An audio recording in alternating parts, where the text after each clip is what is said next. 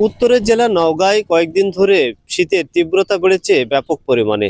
গতকালকে আবহাওয়া অফিসের তথ্য অনুযায়ী 13.8 ডিগ্রি সেলসিয়াস তাপমাত্রা রেকর্ড করা হয়েছে নওগাঁয়।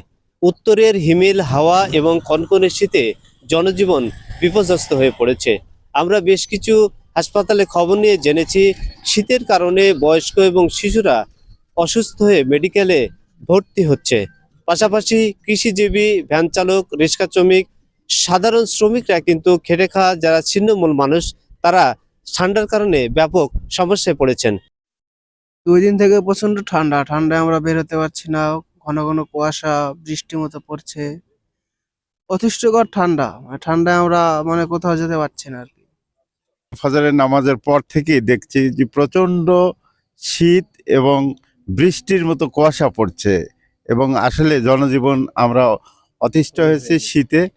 হ্যাঁ, এই বিশেষ করে এই অত্র এলাকার গরিব মানুষ বা যারা ভ্যান চালায় অথবা যারা কৃষিকাজ করছে, এরা অত্যন্ত দুর্বিষহ জীবনযাপন করছে এই শীতের কারণে।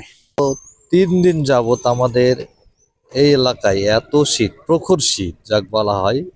আজকে দুপুর গড়িয়ে গেল, জোহরের আজান শেষ হয়ে গেল, তারপরে আমরা সূর্য দেখতে পাইনি এখন পর্যন্ত। কিন্তু এই এলাকায় এখন পর্যন্ত কোনো প্রশাসনিক বা প্রশাসনের দিক থেকে কোনো গরিব দুঃখী শীত বস্ত্র এখনো পাই নাই। তো এইটার জন্য আমি বিনীত আহ্বান জানাচ্ছি আপনাদের কাছে শীত বস্ত্র প্রশাসনিক ভাবে গরিব দুঃখীর মাঝে বিতরণ করার জন্য।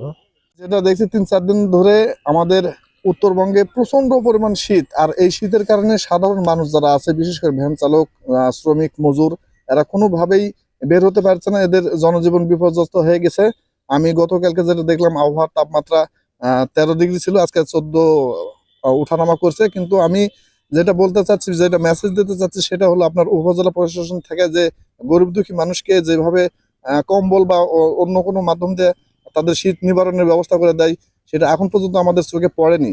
তো আমি প্রশাসনকে দৃষ্টি আকর্ষণ করব, এই সকল ছিন্নমূল মানুষের কাছে যাতে এই কম্বল বা যে শীত নিবারণের যে বিষয়টা, জিনিসগুলো আছে, সেগুলো যাতে পৌঁছে দেওয়া হয়।